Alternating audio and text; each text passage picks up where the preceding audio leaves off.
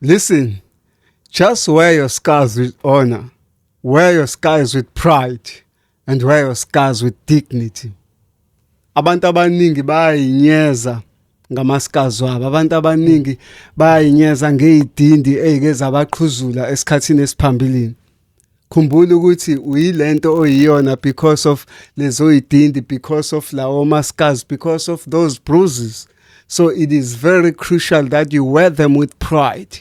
You wear them with honor. You wear them with dignity. Sifuna kanjalo kuhlelo lwayo ke iDurban Network ayo mi host Sabel Mfokandabase lapha entambweni khona usiya insizwa kaJwaga kanti ke namhlanje sinaye futhi ke uChillis ovamile impela ukuthi asivakashele la e-studio sa iDurban Network.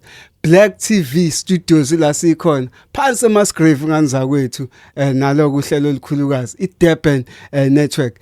Siyanimukela ke futhi on another epic episode la sokhuluma khona kakhulu ngezinto ezimbili. Namhlanje sikhuluma ngereligion, siphinde sikhulume nange-AI okuyizinto ezinendima enkulu ezidlalayo njengamanje emphakathini eyahlukahlukene across the globe.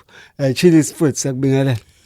Angibingelele ku Durban Network bese ngiphinde ngibonge elinye ithuba futhi lokuba isakhamuzi salekhaya. Mfowethu. Thank you.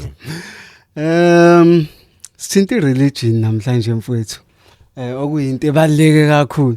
Mhlawumbe nje umbuzo esingaqala ngawo ukuthi eyini religion? Hey mfowethu ngesizulu kuthiwa inkolo. Yabona? Kodwa ke mhlamba sibeke ngokuthi ireligion system eyakhiwa abathize. Yes. Ngeinhloso zabo ezazithi sifuna ukufundisa umuntu ngoNkulunkulu. Yes. Nobudlelwano bakhe noNkulunkulu. Base be creator ke isystem. Mase sikhuluma ngesystem ke sesikhuluma ngendlela eyakhiwe ukuthi kholwa kanje. Mazi kanje uNkulunkulu, mukholwe kanje, kuno kanje, mubuke kanje, kuno kanje abaningi, enza kanje, khuluma kanje, thandaza kanje, kholwa kanje, mthembe kanje, yonke into ino kanje. Ungakwenza ukuthi ungakwenza ukuthi yabo. So it's a system, a created system. Ifana njengani nje ngokuthi emgaqweni ngithi kunemithetho yasemgaqweni ukuthi mawuthenga imoto iba ne license, imoto yakhe ayibe kwi condition eku so ke i-religion i-system eyakhiwe yokuxhumanisa umuntu nezwe elingabonwa. Le system ke ayakhiwanga uNkulunkulu, yakhiwa abantu. Yes. Benzela ukucontrola abanye abantu. Ayifani no spirituality. Those are two different things. No. Ayifani lezinto. U-religion system yakhiwa abantu. Ukucontrola abanye abantu ukuthi mabaphile kanjani kwezomoya. Mabakholwe kanjani kwezomoya. That is why amandla religion ipolitiki. Amandla politics religion. Because omabili ama system akhiwa abantu vele. I-religion ke i-foundation yayo incwadi zezenkolo. Because nakhona mesikhuluma nge-religion asingabuke ngathi sikhuluma nge-Christianity. No. I-religion ihlukene. Inamaqembu ngamaqembu. I-Christianity enye yamaqembu atholakala ka religion. Njalo nje. Asibuke yini indima i-religion eyidlalayo njengamanje ezingqondweni zabantu. Mhlambe singasho ukuthi njengamanje mhlambe asiqale siye kudala kuze kube manje nake. I-religion inamandla mfowethu okwenza indoda nje. Isabe nje ukuthi kunomuntu oyongiphonsa emlilweni.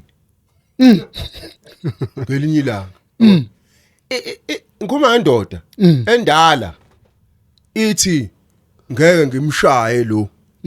Ngimkhipha umphefumulo ngoba kunomuntu oyongithatha angiphonse emlilweni akufaka imfolo angifaka empoloko ngiphila inguna phakade emlilweni amandla ereligion so I role ye religion ku controller umuntu ephelele imizwa yakhe imicabango yakhe mawuqala ucabanga uqala lapha empandeni zokukholwa kwakho ukukholwa nje kuyi main source of who you are yabona so that's why amazwe understand ukubaleka kwe religion create religion yawo abesenza sure ukuthi yonke imfundiso around that country it is in line with the religion and economy yes with politics bese ubona lelo lizwe ke li prosperation isn't that a form of slavery on its own phela vele ikanje lento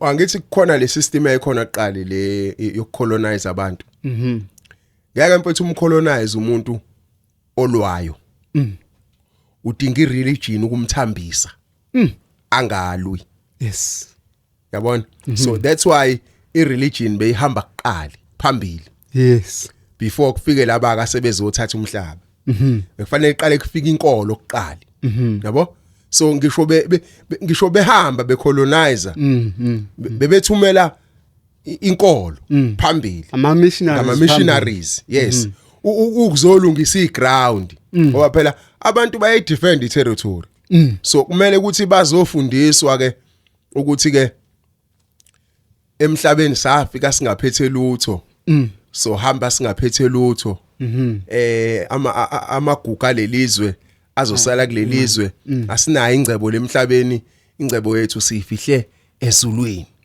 ngalesikhathi nikholelwa ileyo nto ke bese ke bona beyathatha konke lokhu bathathe konke lokhu kubo kwabo nina bese nikholelwa ukuthi okwenu nokuthola ngale ezitaladini zegolide nesiliva ngale hayi ngala that was abantu besebenzisa amandla ereligion yabona kunomuntu ongakaza shaya omunye umuntu ngempama ngenxa yokuthi wakhulela ku Sunday school that is religion yes that is religion why ngithi it is religion you read the same bible yes ufunde ngezimpi kuliwa ufunde kufa abantu in the name of God uNkulunkulu ethi ngoba bakholwa ababulawa ba destroy yes afethu yabona angiqale ngilungise lapho because sikhuluma ngereligion yes ungacabanga ukuthi mengikhuluma nje ngichaza ukuthi uNkulunkulu akekho or ngichaza ukuthi abantu abangakholwa no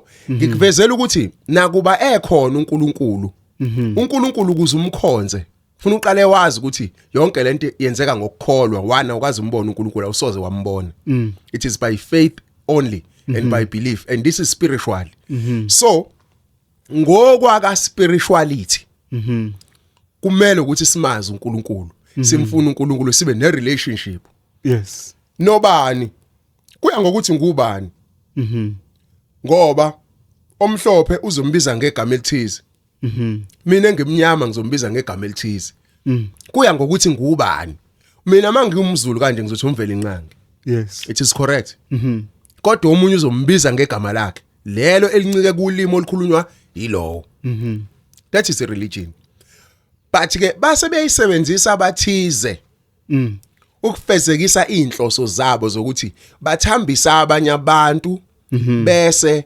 bebaphuca ngokwabo kubo kwabo bona so ngamanye amazwi even incwadi lesithi thina iyona incwadi engcwele kukhona okungengcwele phakathi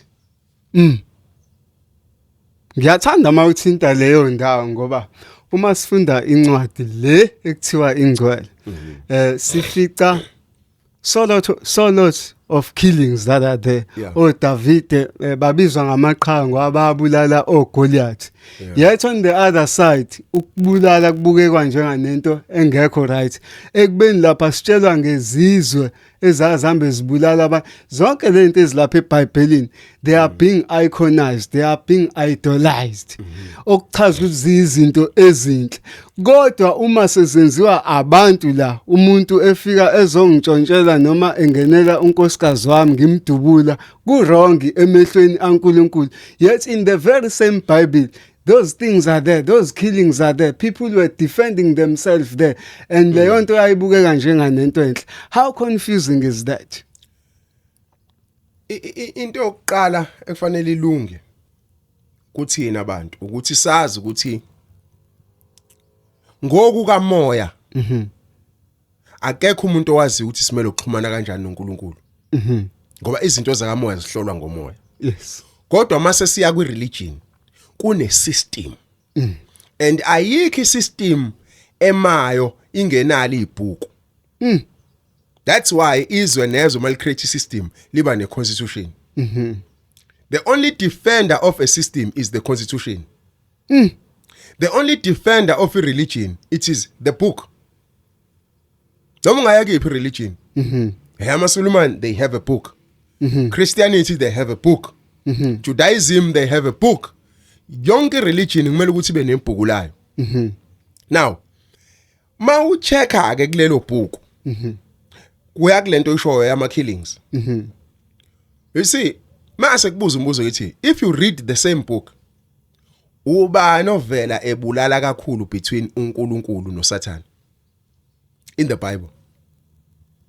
You'll be shocked. Many scriptures you will see uNkulunkulu ebulala abantu. Very few verses ongayikhomba kuthiwa nangu uSathane wabulala. But thousands and thousands abantu ababefa ngentando kaNkulunkulu ngesandla sika David inkosi. And many other scriptures approve ukuthi uNkulunkulu wayethi mababulawa abantu. So that's why ke ngithi mina kuwe i-religion inokwenza ukuthi esinye isizwe sibe namandla phezulu kwesinye isizwe. Angithi sikhuluma nge-religion? Yes. Do you think sonke thina abantu sakhiwa uNkulunkulu? The answer is yes. Then the question is, if sonke sakhiwa uNkulunkulu, khona inongcono phambi kwaNkulunkulu kunomunye? The answer is no. Ngeke uzale ingane bese bekhona ingane engcono kunenye. Bese siyaqhubeka. Pho why wena uzocabanga ukuthi uIsrayeli isizwe sasikhethwe uNkulunkulu ukuthi same siyodla umhlaba wabanye abantu sibabulale? Was that spirituality or it was a religion, a system created by men? A system created by man. A system created by men so that bezokwazi ukuthatha ezinye izinto besebenzisa ukuthi it is written. Written by who? Written by a man. So mina angifuni ukuthi ngithi iBhayibheli akulona izwi likaNkulunkulu. Kodwa ngithi iBhayibheli yizwi elabhalwa abantu ababe inspirishwe uNkulunkulu. Aba inspired ukuthi babulala abanye abantu? No, babe ngabulali bona babebhala kuphela. Laba babebulala amakhosi ngaleso sikhathi. And mangithi it is a religion. It is a religion because I believe ukuthi if that was God, God cannot authorize other people to kill other people in the name of them becoming a nation over other nations. No. So ke ngamanye amazwi ngokwe religion kwi-system izosivezela ukuthi khona abantu abathandwa uNkulunkulu kunabanye. That's a religion. Khona abantu ababa kaNkulunkulu khona ababa kaSathane. That's a religion. But ngokwa spirituality we belong to one creator. And that creator is God and nobody knows him. And nobody can claim to know him. Yes. Sonke we are looking for that relationship with a supreme being, umdali wako konke. But unfortunately, ireligion iveza abanye bengcono kunabanye, bemazi kangcono kunabanye, kungathi bane license yokuhamba befundisa abanye ngoNkulunkulu bese beyabacindezela ukuthi ke obey this. Yabona khona amavesi angeke ngiwabone efundwa la nako TikTok kuthiwa slaves obey your masters as if it is unto the Lord. Bese kuthiwa le nto ke yabhalwa uNkulunkulu never. It was written by a man. That's why when you read even the New Testament, it is the gospel according to Matthew, the gospel according to Mark, according to. Yabo, it's like ingane yami nawe ixoxa ngeDurban network ukuthi ayikadinjani sesingasekho thina. Ngeke baze bakhulume in details yonke into ukuthi ngangigqoka ijacket enjani ngangiphethe ifone enjani. But they can just talk ngezinto ezimbalwa kwesasikhuluma. That's what happens. All in all, to answer you straight, a religion, it is a system created by man. It has got nothing to do with God. I-system nje yabo that is why mawubuka amabandla okuqala amasonto okuqala ayeqhamuka kulamazwe ayenamandla a spread all over the world. Yes. Isonto lama Roma nawe uyalizwa nje elani elama Roma nase South Africa libizwa ngokuthi elama Roma ilaphi Rome Italy. So it was started from there. Their founders are from Rome and it's spread all over umhlaba across the world. Yes. Abo Anglican Church, abo Presbyterian, banbani, Church of England, la South Africa khona ibandla libizwa ngokuthi Church of England. A spread everywhere. Ama Methodists, they are from England. So it was connected with politics. Religion and politics is one thing. And into esebenzisanayo kahle kahle. Even ukukhula kwe-Christianity is spread all over the world. Even during the time of Abo Constantine lezo ikhathi zakudala. Umuntu lo wayefuna ama-political powers osebenzisa i-religion. Yes. Yabo, because without religion ipolitiki ayinawo amandla. Yes. Without politiki i-religion ayinawo amandla. Ziyasebenzisana. But spirituality seceleni complete. Mhlawumbe ngibambela. Which directly is spirituality. Sona umuntu nomuntu esimsa kuNkulunkulu wakhe. And it is God who reveals himself to you spiritually. Nobody can interpret that and nobody can guide you on that. Akekho yini sibona manje kunabantu ababa ama middlemen athi yena ozokuthandazela kukhulumele noNkulunkulu. Is that fair? Noma nako it's created okanye there are people who've got those superpowers ukuthi anga mediator enkingeni zakhe akukhulumele noNkulunkulu. Uyabona asiqale sivume nje ukuthi umehluko between thina nezilwane mncane kakhulu. Izilwane nazo ziyakwazi ukusensa izinto. Zinama sensors izilwane. Exactly. I don't know if you understand that, but many people they can agree with me ukuthi inja nje ikwazi ukuvela ishaya umkhulungwane nje from nowhere. Ikati likwazi ukubehave nje ngendlela estrange. Abantu abadala bakutshena ukuthi le kati libika something, there is something ezokwenzeka la. Yabo? So izilwane asinabo mediator. But thina it's a form of religion to believe ukuthi there is someone who can stand between me and God. Yabo iqala lapho phela lento yokuklonwa kwabantu. Yabo masuthi uyafunda uhlehla nalo iBhayibheli uyadiphu mase kuthiwa masenze umuntu ngomfanekiso wethu asifunze abuse uqala lapho kuyibuza imibuzo eminingi ukuthi kungenzeka yini ukuthi lama robot akhiwe manje nathi sama robot akhiwa abanye kudala. Yes. You see? Because if there is God who is a creator who formed a formula yokuthi sandisana kanjani emhlabeni, it is through a woman and a man behlangana kuzalwa ingane. Then why ezonikeza mina ama powers ukuthi ngibe umiddleman between you and God? Ilahleke phiko why when uzalwa owesifazane ungenayo connection nami ngizalwa owesifazane ngibe ne connection ngize ngibe umiddleman wokuthandazela wena. No, it's just a question. Anginami ngizalwa owesifazane now uzalwa owesifazane. So then why mina ngibe nama extra powers ukuthi ngikhulumele noNkulunkulu wena ungabi nawo? Okay, then let's say God decided to reveal himself to me. Angipha ama powers. That is what we call now a spiritual calling. Okay. Now uma wena suhlangana nami mina sengikuthelela ngalomoya okimi. Then again the question is lo moya lo kahle kahle ngabe ukhona kona wonke yini umuntu noma ukhona kuma individual athize abese udlulisela kwabanye sikubize ngeimpartation. Yabo indaba yaka spiritual ijulile bafo. That is why mawusuka wena uya esangomeni umuntu otrained spiritually ngokwesangoma ukuthi abe ugobela wena bese yakutraina nawe bese uba ugobela. Akusebonaka abantu abadala benza wenze lento oyenzayo sekuyitraining yalogobela. Uma wena uzoza kimi ngikutraine as a spiritual pastor, as a pastor spiritually siyeko lo theology ngoba lo theology phela theology is not spiritual. Lapho kunyokudida abantu. Yeah. I-theology it's educational, it's not spiritual. Ungaya manje ne-theology ungekho spiritual. Yeah. You see? So now if uza kimi ke ngispiritual siya ki theology ngispiritual bese ngiyakumentorisha ngikukhulise ngezinto zaka spiritual zaka moya bese uba spiritual bese uthi wena it is God. No, it's me. It's me. It's not God. Give the credit where it's due. It's me who made you to be who you are, not God. If it was God, why is it difficult for God to come direct to you? Eish, Why is he scared of you? that's the big question. You see, there is so much manipulation in religion and spirituality. So it's because of money, ga. Money.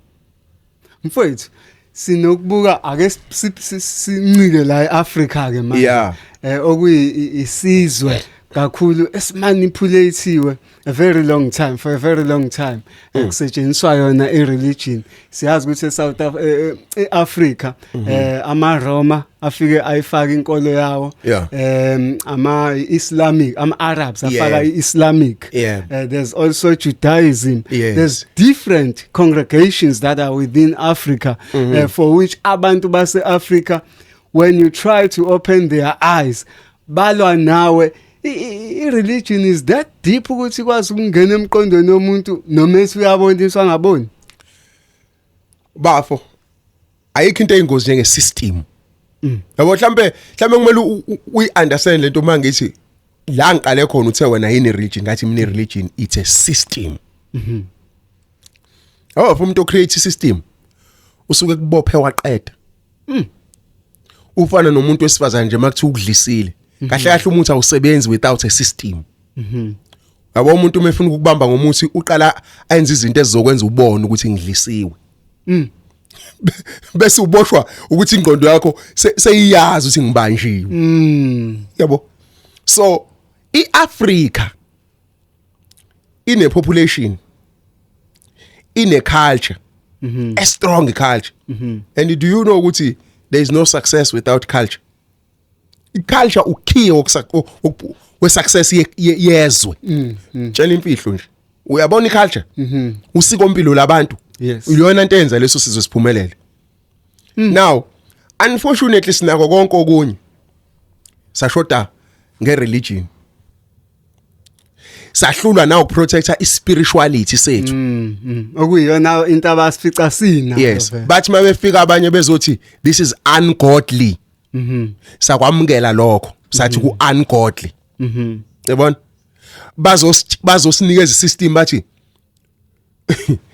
khona le verse lithi uJesu uyindlela neqiniso nokuphila akekho oza kubaba ngaphandle kwami. Isho njalo nje. Amavesi anjalo sengathi abantu bebengakhunjuza ukuthi awabhalwanga uJesu uqobo. Abhalwa umuntu. Abhalwa umuntu owaye inspireshwe ngomoya. So ke la khona umuntu khona inkinga. Mawuthi nginamanga ngitshene namhlanje akekho umuntu owadlwengulwe esontweni. Nokhala namhlanje athi anginamali ngapledge esontweni. Kwathiwa ngizophumelela nginalutho namhlanje nganikela ngakho esentweni anginalutho. La khona umuntu khona inkinga noma ngakhona iBhayibheli noma ngakhona ivesi kwakhona umuntu nje phakathi khona inkinga. So iAfrica enye yento ezilima zile Africa yazi yabe lento eyona. It is the embracement of these religions. Uma Ponga mekhuluma ngalento kungathi uyahlanya. Kanti iqiniso akeve tshena abantu ukuthi abangakholwa. Uthi is it by mistake ukuthi uNkulunkulu wangenza ngaba nenwele imfushane ngaba umAfrica na? Ngoba even negama elithi Africa it is not from Africa. So khuluma ngelinye ilanga lo kwagama elithi Africa it is not from Africa. It's from somewhere else. Kwazothi wise Africa kusho umuntu ongesiwe la. So wonke ama religions ala eswa embraceayo eswa defendayo esithi asisa kuNkulunkulu a glorify ama cultures abanye abantu.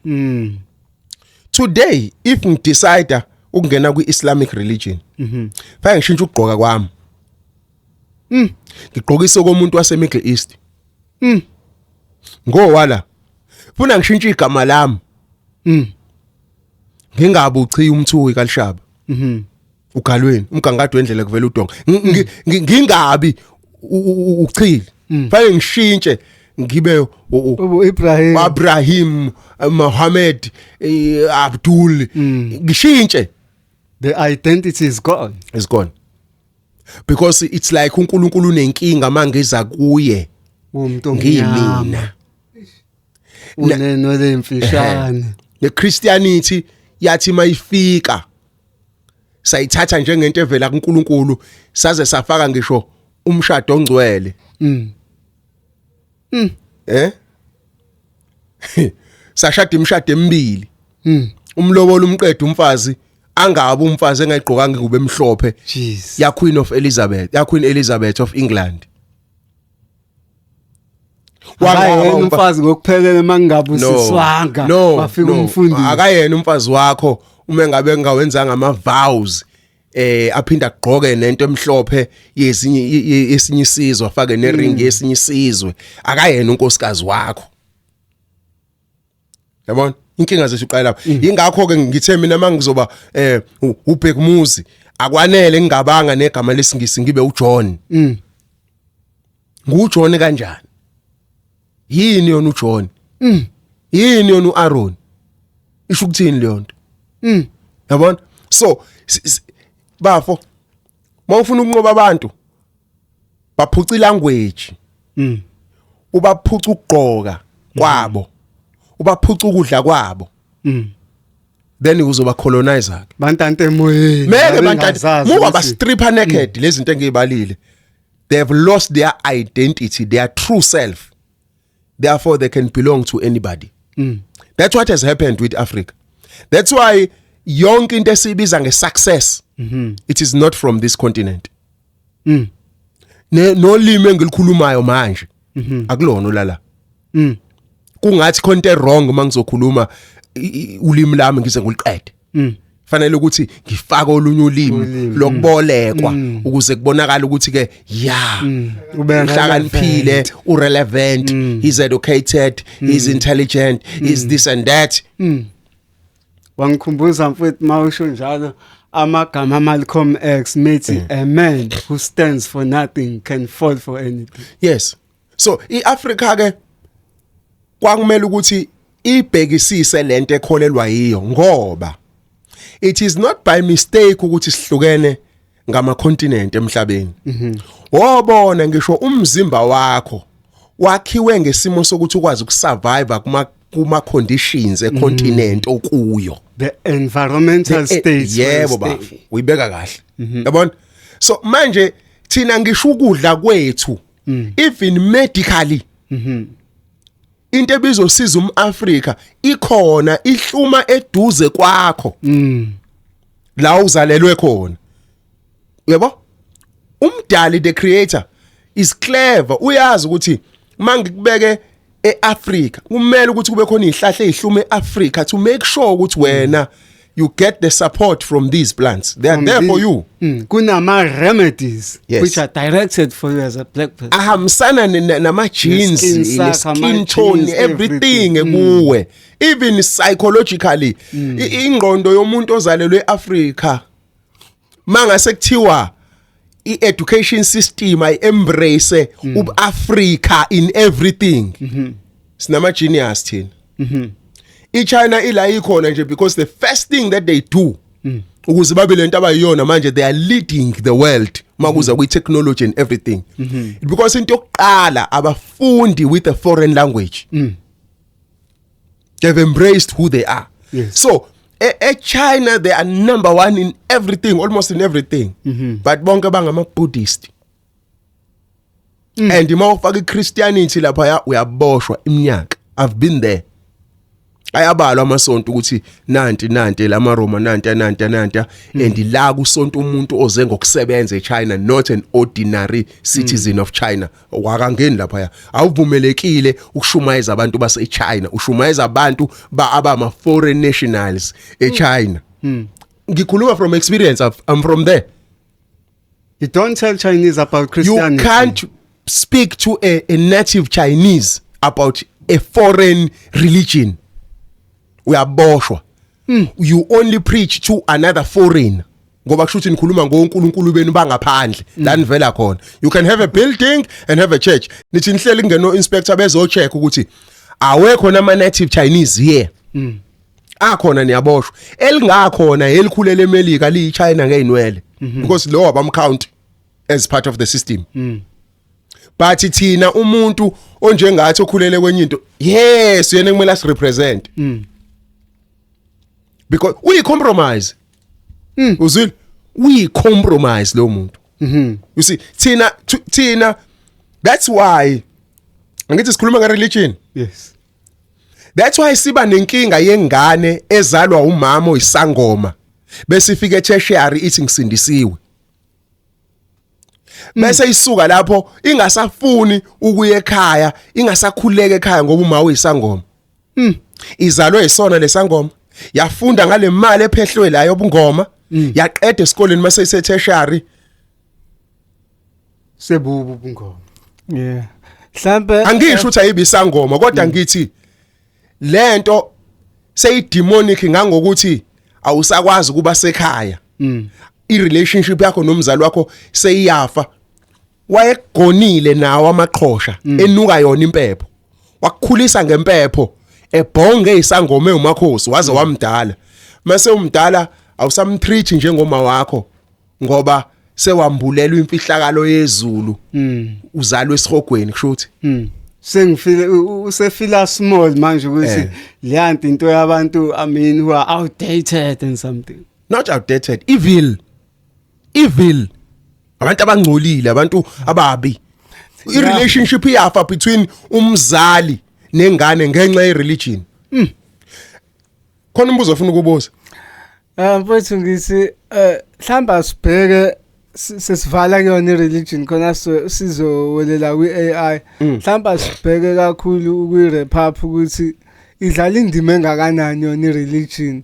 Mhlambe esayidini lepolitiki mhlambe ukublinda abantu abamnyama ukuthi bakuthethele okungokwabo okunjenga nama heritage yabo siyazi eSouth Africa kwanginama missionaries ngesikhathi so Jan van Riebeeck ekuyibo aba introducer le religion le eyenza sigcine sikhohlwa ukuthi mhlambe mawungasidlalela ukuthi iyadlala indima engakanani ukuthi igcine seyischedule ke nangokwezombusazo.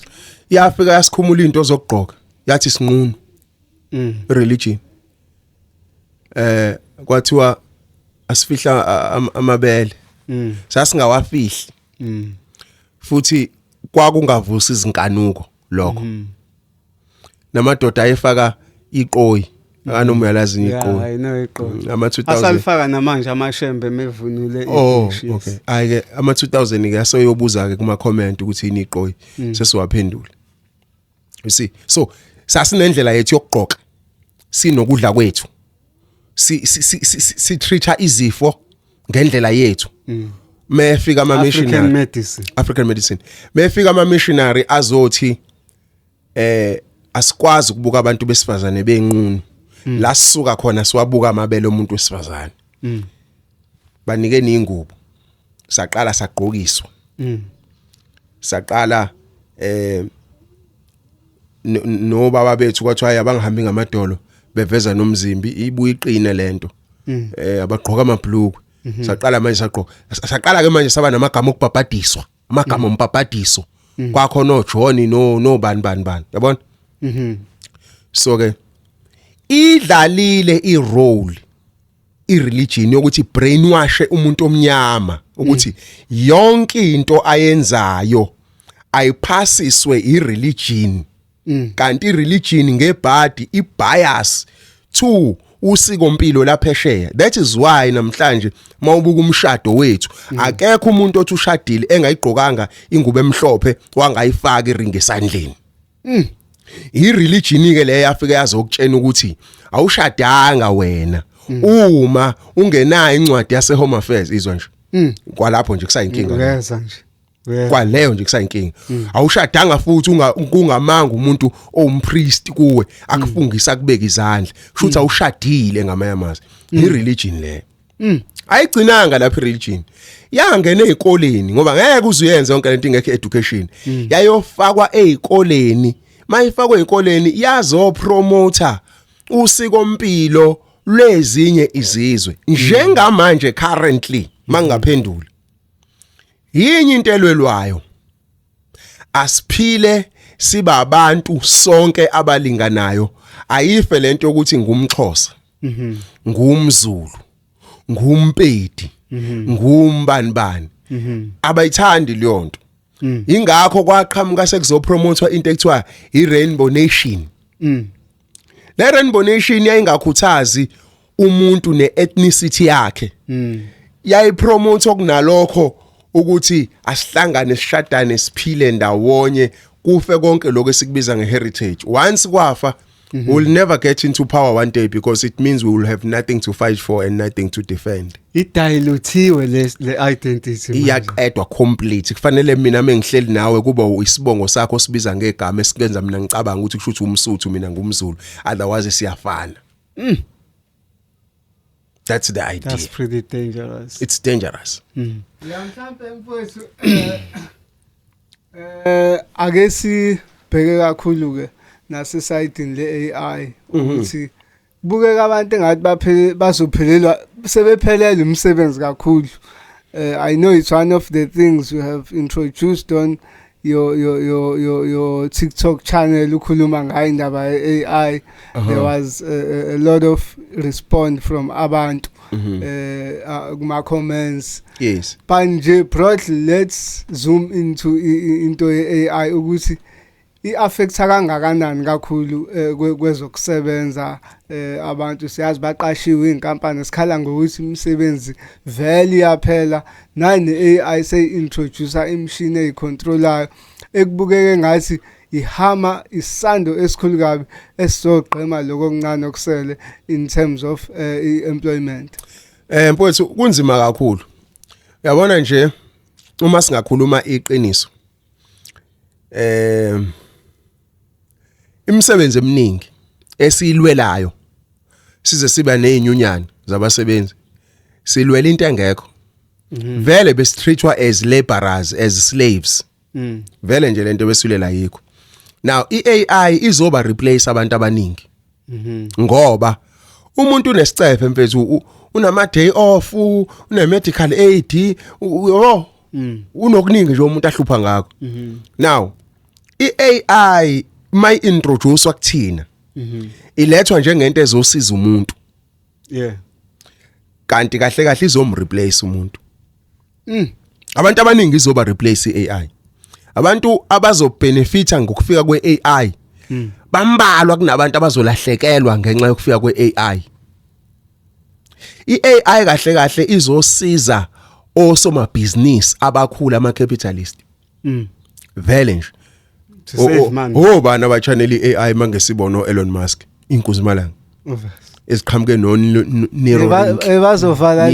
bazoyivala le channel eDurban network hayi mhlawumbe singawabiza amagama abantu kodwa nje ngizama ukuveza ukuthi kahle kahle asiqonde sithi ngqo bafo imoto ezizoba khona manje ngeyifakwe upetrol umuntu osebenza egarage njengamanje akacabanga enye indlela yokuphila ukuthi ke mhlambe kungangenzeka manje or in the next 5 years or in the next but next 15 years kunzima ukuthi ngisho njalo though iSouth Africa ingemuva kulamanye amazwe aphesheya iAfrica ingemuva futhi kulamazwe aphesheya mhlambe ingemuva ngo30 years iSouth Africa thina we are far below senza kancane silidwa abantu abenza kancane nathi senza kancane yabo while benza kancane ngangcono uthi benza kancane nje bebe besiprepare ngama skills azohambisana neAI senza kancane nje sikhala ngamathuba emisebenzi vele imisebenzi ayikho izophela ngiqhubekela kade ngibala khona nani nizongikhumbuza eminye imisebenzi ezophela or ningibuze ngisho ukuthi uzoba khona lo noba wukho kodwa nje ngiqale la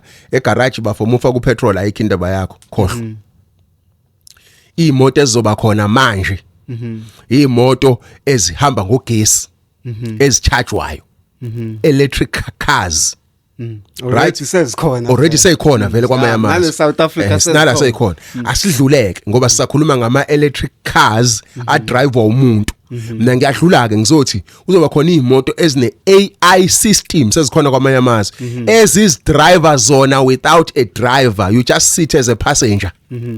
Uyaphela umsebenzi kumalume ohambisa ingane esikoleni. Umuntu nje odrivayo kwa Uber indaba ka Uber wathi into yamanje ezophela whatever nje ethi mina ngiya driver umuntu ayendaweni ethize ukurequesta umuntu orequestayo in the near future uzo requesta imoto ifike izomthatha ihamba yodwa imoto yodwa ingenamuntu phakathi mengene evula isicapha abingelelwe iAI system ithi hello can I help you how was your day I'm taking you to this particular place it is going to take 5 minutes blah blah blah be careful there are cars coming as you open the door AI system imoto ezothi ihambe emgaqweni akekho udriver uhlele eceleni ukhuluma nayo imoto ine AI system ikwazi ukusensa itraffic imoto eyilandela ngemuva ikwazi ukuyisensa yona imoto izehlisele yona ispeed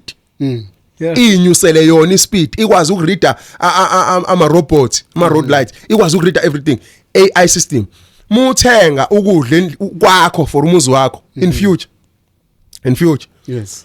Uzocofa yonke into la kwisystem uqede ngefoni yakho iphume imoto ikudilivele everything yabona mfethu Isidingo sokuba nemoto sizobe singasekho. Kwasidingo sokuba nemoto asikho vele because uma ngifuna ukuya somewhere ngizothatha ifoni yami ngicofe la ngirequest ifika imoto direct emzini wami la ngikhona ku location la ngikhona ngivule ngene phakathi ingithathe ngibeke ku destination yami How are you? ngiqhubeke ngihambe we are going there we are getting there actually very soon enye into ezophela education asekho isidingo sayo from grade R to university into yaleminyaka le manje but in the near future there is no need ukuthi ngihambe ngiyofunda e-university why ngizokufunda e-university uma ifoni yami ngikwazi ukubuza yonke into iAI system ingiphendule kade ngikwenza nje la sihlela ngidemonstrate la le ifoni engiyiphethe mina ngingabuza ukuthi uma ngizwa ipain la eswini ngaphakathi ngabe yini inkinga ngibuza kwifoni manje izongitshena yonke into ingitshene ngelanguage yami ngesizulu ingitshene nangeEnglish mangifika esibhedlela umsebenzi kadokotela uyaphela esibhedlela kuzosebenza ama specialists ayifew indaba kanesi ke khohle yona futhi mhlawumbe onesi abangcono kunodokotela because imshini ezoba khona ngenxa yeAI mangifika emshinini ngizongena emshinini umshini ungidiagnose ungioperate usuggest imedication ngingene ngicofe mina umshini self service ngithathele mina imedication ngigoduke ngihambe ngendlini ngirequestile imoto engena drive iAI iprove ukuthi there is no much need of a human being ngangokuthi there is not even much need of ukucabanga ukuthi ngizolobola umuntu I can have a relationship with a robot Already some are having that relationship. Yes with the robot elingeke lingifuni monthly allowance ema restaurant umsebenzi it's over Imali i-robot sizokwazi ukuzala ingane mhlawumbe bafo yabo mina ngiyingozi mina abantu bangifollowa abayazi ngiyingozi you see I can tell you now ukuthi kuzoqale kube khona i-robot eli 100% robotic machine nje lisebenza nge-energy power right liyacharge lenza everything but leli robot ngokwe-AI system lizobe likwazi ukukhuluma lenze everything lihlale nawe lichethe nawe umehluko lizobe lingenawo ama feelings imizwa nama emotions lizobe lingenawo that will be the only difference between a robot kanye nomuntu a human being that's why mase sibuya ngelilanga so ma ulithinta kodwa kuzobe lintafantafa njengomuntu kwamanje kodwa lizobe lingakabi negazi for now zongabi negazi lizobe line system nje intambo zikagesi and so on licharge lisebenza ngogesi but likhuluma lenza everything it's an AI system right that is phase 1 of this human cloning mangayiphi igama okay now leli robot lingaba kwi relationship nomuntu a enjoy fully as if une human being kube kuyi robot umehluko ukuthi leli robot alinaso isibeletho cannot conceive kodwa lizobe lihlabeka awu yes yonke into izowenzeka normal I robot that is the future okay asidlule lapho ke kancane siqhubeke lento ukuthi umuntu wesifazana athwala ingane esiswini for 9 years I mean for 9 months it's a waste of time ibenza babe sick bagule baphazamise emsebenzini ifuture kuzoba khona izibeletho future women ngeke bayithwala ingane esiswini bazoyithala emzini wakho kube nesibeletho esumshini hlanganiso la ingane ikhule la every day la uma wayihamba emsebenzini ikhule iziphume la ioperate iphile that is the future after that level yeah ilako bakhona sekuba khona isystem lento engisho ngoba engasekho but I speak today as a prophet yokwenzeka koba khona uhlobo lomuntu oyimix ye human being kanye ne robot ila khona ke kube sekukhona umuntu ogijima igazi kodwa futhi ene system ye robot kuwe ila khona abantu ke beyokwazi ukuphila more than 300 years again I'm telling you into eyokwenzeka ngoba engasekho ngoba le generation yethu obingasekho but leyo nto iyokwenzeka in the near future kuyogcina kukhona abantu othothi half robot half human ifuture iya lapho ezintroduceka lezi zinto ezama AI but I guess because after there was a burst of that kind of a technology there was a lot of outcry especially in America abantu ba advance kulezi zinto you know bashing abantu abama inventors alezi zinto lezi do you think ukuthi they stand a chance to advance while kunama cries angaka while there are people who are obviously boycotting these ideas ngeke isavimbeka bafe AI unfortunately ngeke isavimbeka AI with ama risk ayo enawo ngeke isavimbeka I risk ye AI yakho kanjani AI it's an artificial intelligence yabo I computer ithathe imqondo yonke yabantu all these years kwa collect data yazongena la so lento le yale computer yukuhlakanipha kwawonke umqondo womuntu nomuntu uhlanganisiwe collectively kwaze uphuma lento ekuthiwa AI system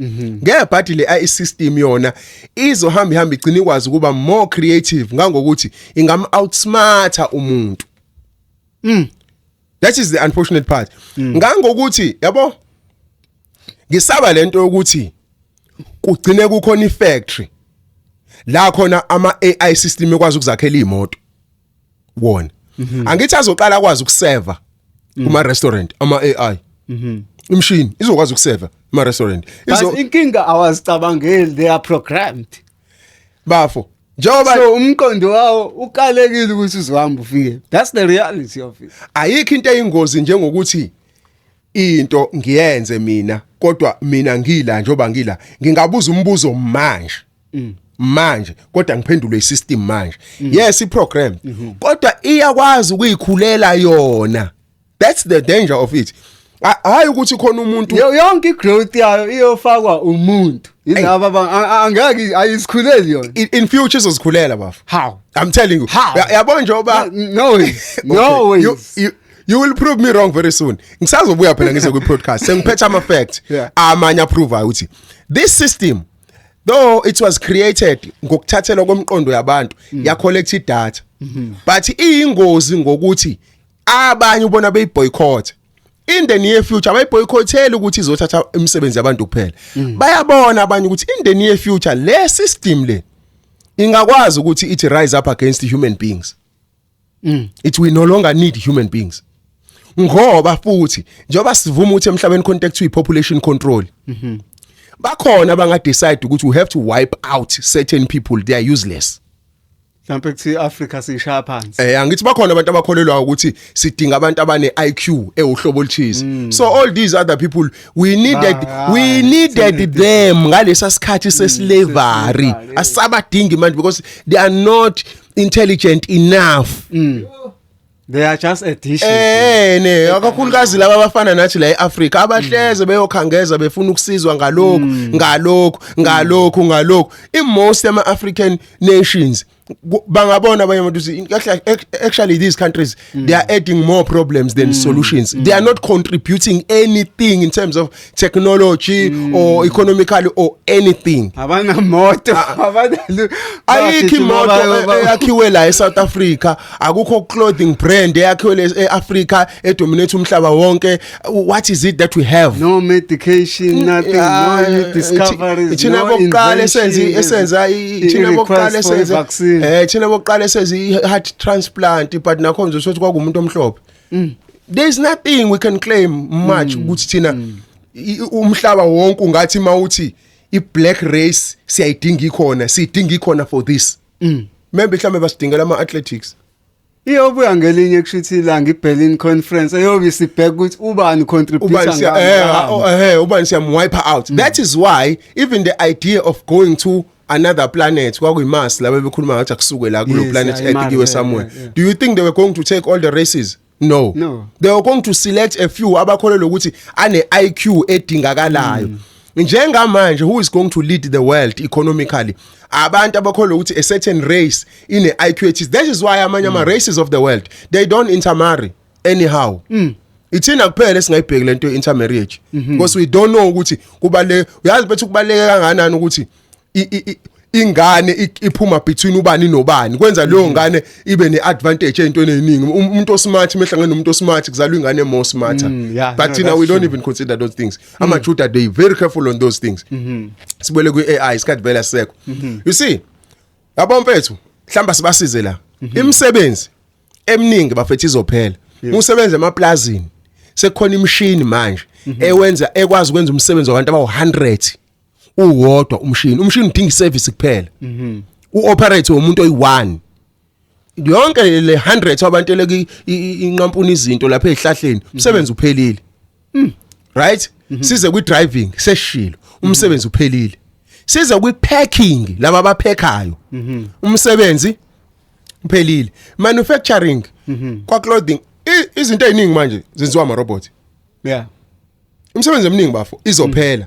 Asikho isidingo sabantu kwa construction wes. Mina ngike ngibona ama video mina indlu eyakho irobot ubafo indlu engathatha umuntu ayakhe 1 month irobot lingayakha in 3 days or in 24 hours ngoba ne material iyashintsha. Ayisekho isidingo sale material ekufanele ukuthi uyibeke namhlanje uyilinde yome sekhona instant manje.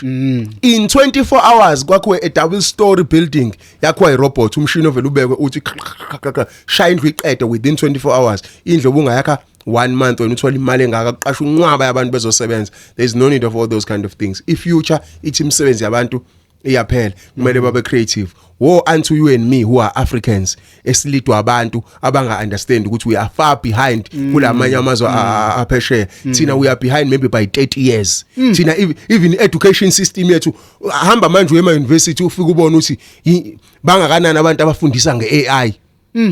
There is nothing. Ngithwala izandla ekhanda njengomuntu osimame nje ngoba I know ukuthi angakaze ngiyibone ngisho isikole kuthiwa la uzofika uthola AI course. There is nothing. But kwamanye amazwe bafo everywhere is AI. See, we are going to isikhathi la khona soba i-cashless generation. La ucash khona singawudingi. La khona i-ID lento le ipass ID asidingi kwi future. Lento leyo ma passport asidingi kwi future la siya khona. But uhulumeni wethu usakutshena ngesystem eslow usakhipha ama passport nama ID. Elon Musk uthenga ngambizi igama lakhe. Elon Musk no, he's an inventor. I can say it. Elon Musk uqhamuke lento ebizwa nge-Neuralink. I-chip engaka efakwa la umuntu uya-operate la ekhanda ifakwe la. Leya chip okwamanje isasebenza ukusiza abantu abashawe i-stroke. Abanenkinga ye-stroke. Iyabasiza la ukuthi bakwazi ukucommunicate ne-computer. Kwi-future ungakwazi ukukhuluma uzofakwa i-chip la into engiyicabangayo i-display. Yabo? Kanje ngingakhulumi ngibuka ifone i-read ifone into engicabangayo i-display la. That is the future. Now do you see into enhle esane Neuralink angithi Neuralink le izosiza abantu abagula abanetro kunanani kodwa ke wakhohlwa intembi chaza ukuthi abantu abadefu kanjalo bazosizakala ngaleyo Neuralink leyo right nokunye okuningi kodwa sekuchaza ukuthi angidingi university uma sengine chip ekwazi ukuba la ngakwazi ukuprograma yonke imodule la with yabona abantu abasaposta ngama degrees ukuthi why kwi future there is nothing to education yeah from grade R to whatever uzofaka iNeuralink lento le yonke system program okuwena pum yabo ukhulume nje like a qualified engineer yonke into program la ku system yakho that means it's easy in the future ukuthi decide la thina siniphethe ukuthi votelani lo ucabanga ukuthi ingqondo yakhe ecabanga ngayo wena kanti information instaliwe engqondweni yakho kwenzela ukuthi kuphele nalento ye-memory loss yeah semdala kakhulu ingqondo seyithatha kancane memory loss njengoba sikwazi uku-upgrade software abantu in the near future mase kukhona labo Neuralink software soyi-update soyi-upgrade software ungayilahlekelwa imemory ebalekile ufe nememory ebalekile so igcina imemory la into ekuthiwa memory loss it's done and dusted it's over ngenxa yokuintroduce kwezinto ezintsha zaka AI mawufa skip into yethu yasala la yonke information esidingayo izozihambe nawe ngobani ifa wedwa baba sithatha information esidingayo thina isala la singayithatha nje kube ifa lomndeni si-install komunye futhi olandelayo Sithi mhlawumbe mangabe ngiplan ukuyoshaya usibanibani babonga uzabe nasi silima sicabanga ukuyoshaya umuntu uyayibona lento le so ifuture nje bafo ihlukile ifuture njengoba kuze izinto enjengo Neuralink kuningi okuzohluka it's just one drop in an ocean lo Neuralink engushoyo khona nokunye okuzayo njengoba nezimoto zishintsha nabantu bazoshintsha ubone mfethu ukuthi sikhele sikanganani anganoma wako wasondela intuze komuntu wesifazane ofake i-implant wakwamthinta ukuze uthi kuneqhuzu nyanya yeah there is kuneqhuzanyana phakathi yini lapha yabonakala nokubona muthi into eyanyakaza yini le lapha phakathi we don't even know yini ke ngavimba ukuthi ukuze kulwe nobugebengu we need this ngokwa AI umuntu nomuntu simfaka ichip yes Don't you see ukuthi lezo zinto somehow the capitalists of this world imperials they will use that advantage to control people. Are they starting today to control us?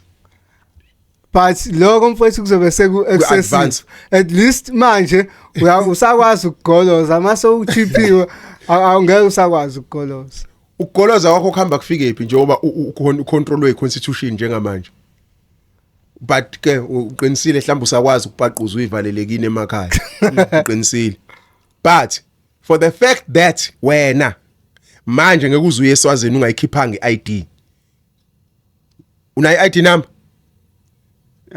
una iID number unayo mhlawumbe uyazi nangekhanda are you not being controlled for a mere fact ukuthi angikwazi ukuvula ibank account ngingayikhiphanga iID number yami ngikwazi ukujump ngingayikhiphanga passport number you are being controlled. I'm being controlled yes so it is an advancement advancement of the same thing livele ikhona so isiya advance ke manje so ke in the near future ke mina abafethu noma ngabe anithandi for religious reasons or for whatever reasons njengoba sesivumela abantu besifazane bethu ukuthi abafakwe iimplant savumela ukufakwa ivaccine asikuvumele ukuthi ichip ayifakwe la kuthina izofika vela asivumele ukuthi ayifakwe ichip because ichip izobe seyisho ukuthi bafo I don't need ikhadi lase bank I don't need to cash in my pocket in fact even a cell phone I don't need a cell phone in the near future a cell phone will be me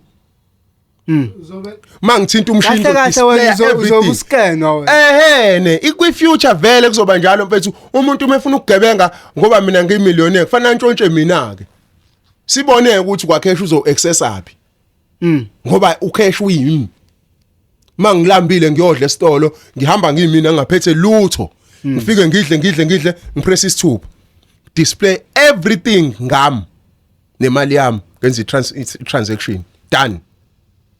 No crime lapho, zero crime.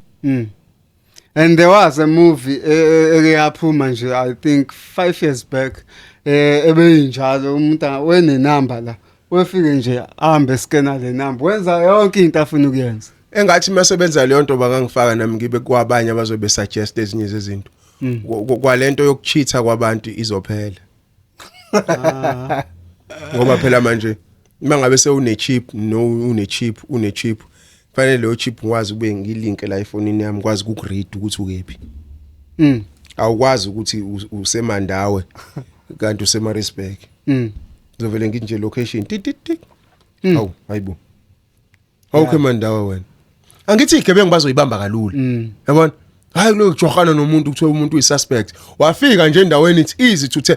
Kahle bafo. Amanye amadolobha amakhulu edolobheni akusantshontshwa kuwona. Imoto phesheya ngeze omunye ngitshela phesheya awudingi ukuthi uyikhiye imoto yakho mama uyishiya nje uyipakile. Akekho umuntu ozoyithatha because there are cameras everywhere, every corner. Nale South Africa ngicabanga ePretoria sebayifaka leyo system ukuthi every corner of the road there is a camera. So ntshontsha kanjani ke? Manje ke why la uma camera esedolobheni engekho emakhaya? Lasihlala khona. But kuyafana la noma ngabe kuthiwa lezo zinto ingenziwa but I think even la eThekwini kuthiwa kunama camera every corner eThekwini bayakwazi ukubona yonke into but still sanamapharambe egqekeza sinegebengu inkinga le corruption le it's I think mina it will go beyond the AI noma nga introduce we strong kanjani as long mhlambe singafika kule level yok install ama chip kubantu still I crime because of corruption yoba khona noma ngabe kuthiwa ses advances nama camera hence kwenzeka into ezosiza ukuphuca osopolitika amandla okulawula impilo zethu ngoba lonto yafika ne democratic movement angifuni ukuthi ne colonial movement okay kwaqala kwaba i-colonial system kodwa into esibulele kakhulu yona le democratic system ethathe wonke amandla from leadership ebesinayo ekuhlaleni yawanikeza osopolitiki mzukwane sathatha amandla sawabuyisela kubahlali sabaphuca laba bantu labaya so kwazi ukuthi si decide ethini ukuthi siya embrace zonke lezi zinto ezifika ne technology or asi embracing because if you look now umehluko phakathi kwekhansela nenduna awubona wazi why exista kokubili uba no ophethe authority between ikhansela nenduna ewadini. Your closing remarks. Ngingasho nje ngithi bafowethu asizicije for the next generation kakhulukazi ngoba iAI bafowethu siyathanda asithandi iintroducewe ama capitalist onxiwa nkulu and izoserve iinterest yabo thina shawa izifo siyalova emsebenzini sesidakwa kakhulu futhi so sesiyahlupha irobot alidakwa ke bafowethu lisebenza 24 hours Akhathala irobot elodwa lingenza imisebenzi yabantu abawu24 enkampanini so ngizama ukuthi ke the next generation bafowethu ayibe well equipped bese siphakamisa abantu abazosileader politically ukuze kuba abantu abazosiprotector as African people basho ukuthi cha asingayivumeli itechnology ingene igijima singakabacithi abantu bethu sibakhulise ngokwe knowledge so that bengeba struggle because mawuvela uvulela iminyango nje uvulela ama investors are embrace noma yini ezobenza bathola icapital thothi sekulimala abantu bethuke ngeke sisize webafo le lenzwa nawo operation Dudula yokuxosha abantu sithi bathathe imisebenzi yethu ngeke sikwazi ukutoyitoya seyithathwa ama robot ngoba vele noma bangahamba la bese baxoshayo ama robots avela azoyiqeda imisebenzi yabantu abamnyama so ke as prepare I next generation asibe well equipped well ready well prepared sifunde ama causes are relevant ahambisana nesikhathi ahambisana no AI nisithenge namafoni ane latest system bafowethu ane AI information ukwazi ukupractice lento lenge AI efonini khona uzokwazi ukuthi thuthu kancane because le AI ingena kuyo yonke indawo nakwa teaching ikhona AI everywhere ngiyamdabukela umuntu osabhosta ngobuthisha asisekho isidingo sathisha iAI nangu nje uthisha ukufundisa everything ifone nje ngeAI system ifundisa everything ukuma nje uhlala edeskini for usuku lonke 24 hours there is no need of that thing now in the near future there is no need of that yeah thank you nganza wesifaka njalo kuhlelo ke layo ke iDurban Network sithi niphinde nisibambe ngokuzayo. Danko. Hammer,